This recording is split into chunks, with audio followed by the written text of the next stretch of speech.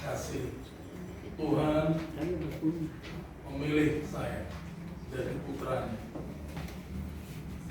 Nah, sebelumnya saya dalam Kristus, saya kan Hindu nih, ya, karena orang tua saya ya untuk aliran kepercayaan sebagaimana pada umumnya ya, sering ngajak ke kelenteng, ya cuma sekolah saat saya kecil itu selalu disekolahkan di sekolah Kristen.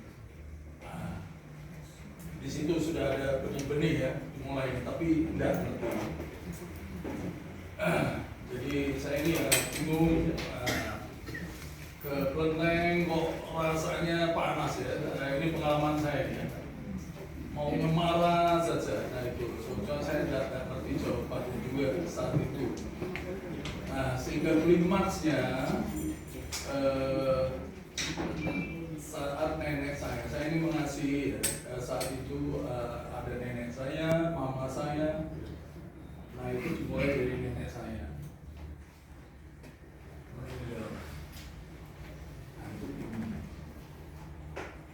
Saya mikir-mikir sudah mati kemana gitu. Tapi kok Solo.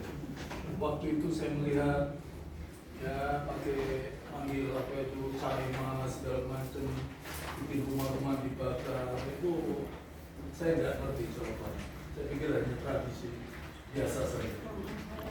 Nah,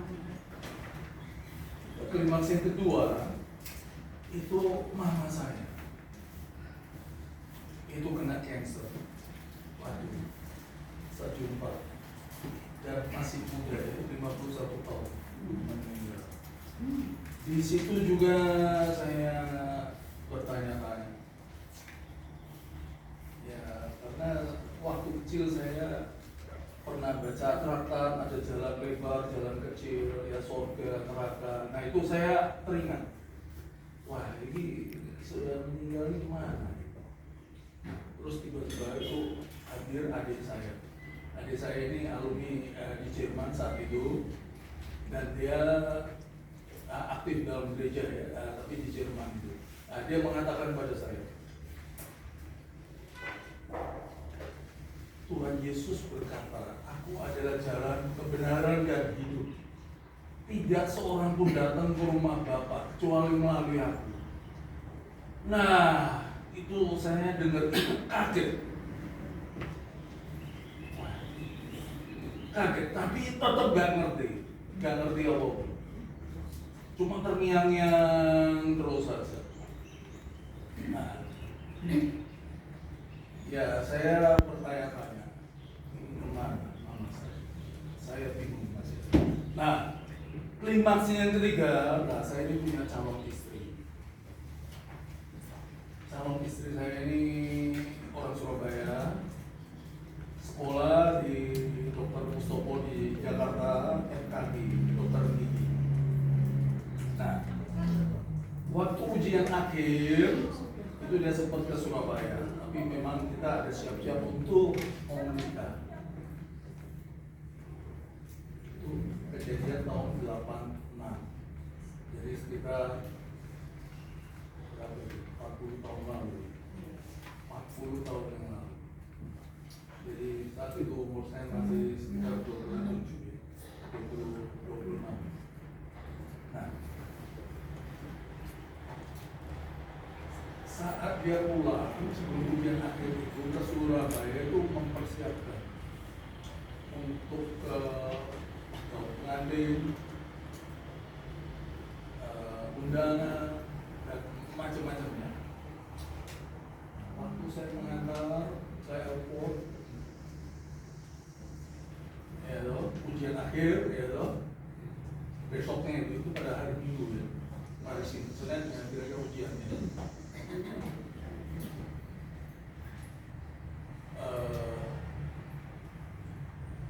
Nah ini saya perlu juga jelaskan ya.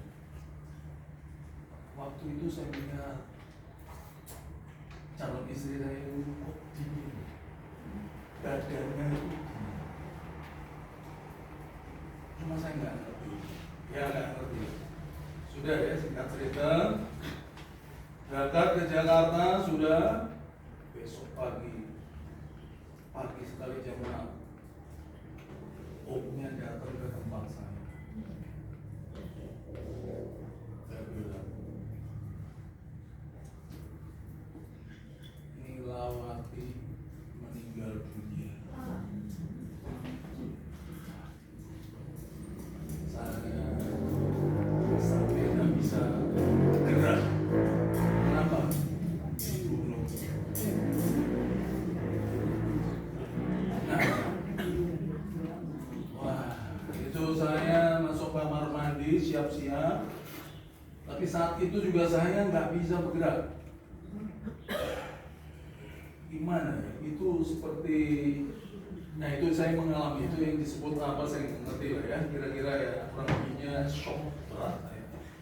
Shock berat, kaget banget ya, sehingga kejadian itu mengerikan ya. Jadi dengan terpaksa ya tetap jalan ke Jakarta sama calon mertua saya.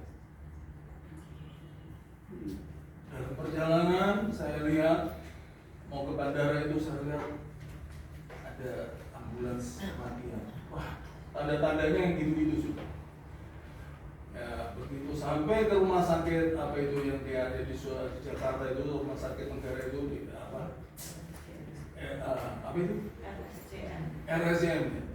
Nah, saya mau mengunjungi mayatnya sama dengan dia bilang itu kayak dikarung itu, ditaruh di tanah. Waduh, kok kayak gini? Perasaan saya campur aduk. Waduh, saya ini belum bertobat ini ya, pada umumnya cindu-cindu itu kan, waduh, dididik keras sehingga dendamnya, marahnya, pengen membunuh calon pembunuh. Nah, bukan calon pembunuh sih, pembunuh itu saat itu. Nah, kejadian itu saya singkat saja ya.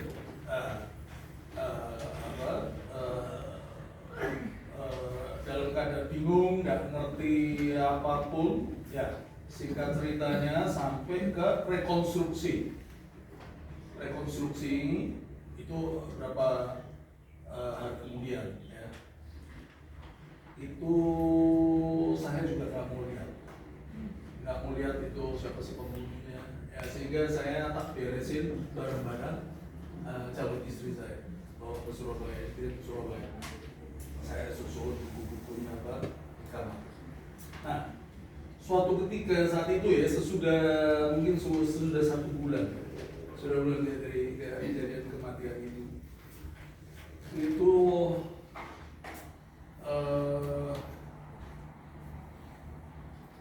dalam kamar saya sendiri buka lemari, saya lihat ada susunan buku, ada suara di sini. Coba ambil dulu Alkitab, itu calon istri. Nah, nanti di pitanya itu kamu buka, itu akan ada jawaban masalahmu itu. Nah, saya seperti ada komunikasi. Saya mengatakan, saya ini baca kita nggak pernah ngerti. Baca ya, tapi sebentar cuma ngantuk kayak gitu. Nggak ngerti sama sekali. Dan gimana sekarang disuruh baca ya, kok kira-kira nggak akan ngerti.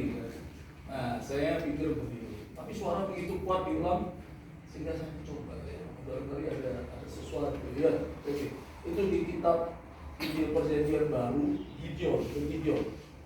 Ya, saya perlu sebutkan ya, karena itu silent ministry yang luar biasa ya. Jadi Tuhan pakai Alkitab Perjanjian Baru di Gideon itu. Hanya Perjanjian Baru, dan saya buka. Itu 1 Korintus 7 ayat berapa saya sudah lupa. Kurang lebih bunyinya, orang yang tidak beristri memusatkan perhatiannya kepada perkara Tuhan. Bagaimana Tuhan berkenan kepadanya. Waduh, itu kan seperti lompat saya bingung. Nah, saya ada melukis, saya ini suka melukis ya. Saya sendiri, lukisan saya sendiri. Ada anak kecil berdoa, berkepuluh. Jadi saya ini dulu agamanya tuh ya ikut orang tua, tapi berdoanya di kelenteng itu ya waktu saya remaja apa itu ya dalam nama Yesus. Karena saya ngertinya di sekolah kan diajarin berdoa dalam nama Yesus. Jadi doanya juga seperti itu. Nah, jadi waktu saya lihat lukisan, saya pengen berdoa meniru anak kecil yang saya lukis itu. Berdoa. Nah, isi doanya, aku dosa. Saya nggak ngerti, kok bisa ada yang nuntun seperti itu? Saya ngaku dosa.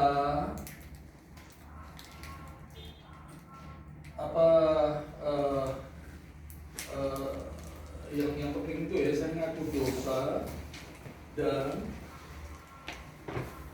menyerahkan kesesakan saya ini kepada Tuhan. Ya, dalam nama Tuhan Yesus, amin. Itu.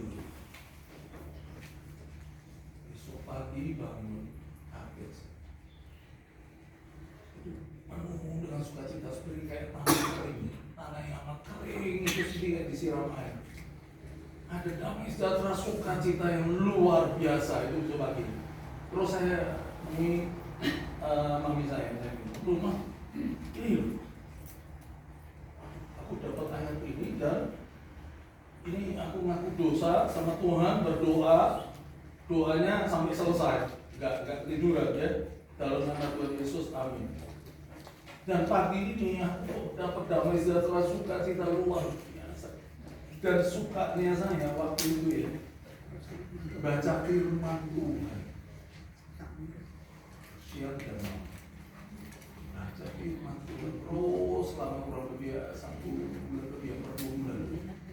Nah, ya sehingga sampai dituntun ya sampai dibaptis dan lain sebagainya. Nah itu perjalanan hidup saya. Di situ yang ajaib, kebencian saya dendamnya itu ya, pembunuh saya itu awalnya saya dendam itu mati. Bunuh istri saya 1, paling enggak istri 2 orang harusnya baru equal, baru ya untuk saya balaskan. Wah, tapi gimana caranya ya orang ngerti ya. Nah, itu sesudah dapat damai sejahtera sukacita itu yang aneh itu, saya punya perasaan bisa sadar kalau ini siapa ini si pembunuh ini ada setan. Nah, tapi dalam perjalanan saya dipimpin untuk baca Alkitab itu juga saya dipimpin sama Tuhan itu untuk bisa mengerti bahwa setan itu ada. Ya, dulunya saya nggak percaya ada setan. Nah, di situ. Nah, sehingga saya tidak bisa dapat mengampuni, mengasihi. Nah, saat waktu sidang mau diputus itu, saya jadi saksi. Saya ngomong dia di atas dia, tidak di atas dia. Nah, sehingga dia dapat hukuman cuma 6 tahun. Tuntutan 20 tahun, tapi 6 tahun. Dan saya tidak mempersoalkan. Ya. Saya kira kesaksian saya sampai di sini dulu. Terima kasih. Khusus